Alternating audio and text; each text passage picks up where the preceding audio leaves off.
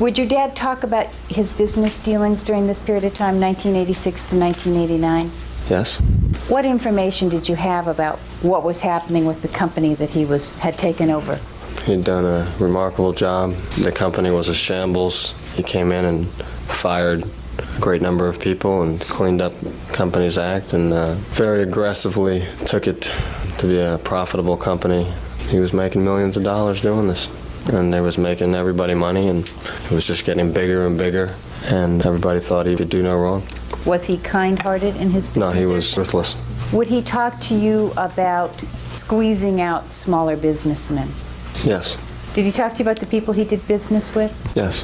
He did business with some people that other executives were, according to him, too afraid to do business with, and his connections allowed him to do business with, like Morris Levy, who was a guy that owned a chain of video stores in Boston. My understanding was he was a gangster, so my dad flew out to meet him at the hotel because he was ordered by the court because he was going to prison to get rid of his assets. Nobody had enough courage to go out and meet with him and discuss a deal. My dad flew out personally. How did your dad seem with regard to the people he did business with? He seemed fearless. He talked about doing business with Barry Gordy. He had conversations about Noel Bloom. He basically had confrontations with these people in which he felt that they were afraid of him, and he was not afraid of them. Did he talk to you about whether he was taking compensation in money or stock? He was getting a salary, but he chose to take most of his compensation, almost all of it really, in stock, the bulk of it, and would continue to do so. And while he was in charge of the business, had the stock gone up in value considerably? Yeah, it went from being essentially not worth anything to, he was in the 20s or something. He constantly monitored it. Who seemed to be the one responsible for the increase in value in the stock? My dad was responsible for everything. Was he going to continue to work there for a period of time?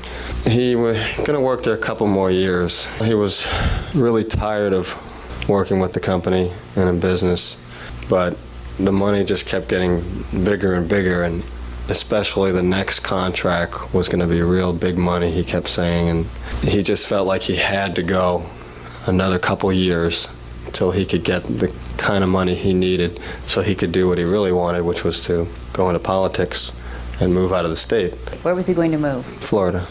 He even had the place that he wanted to buy in mind. What kind of place did he want to buy?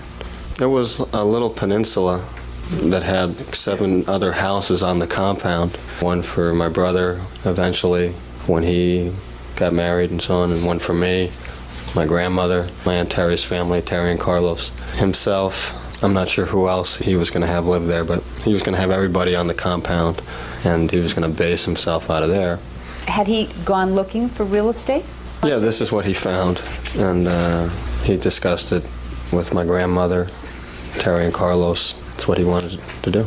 So he was going to buy this compound, and when you got married, you were going to live next door. Right. And your brother was going to live in the house down the street. That's what I guessed, yeah. How did you feel about that? I didn't really feel one way or the other. I kind of thinking about school and tennis, and I would just live where my dad lived. And it sounded like an incredible place, and that was fine.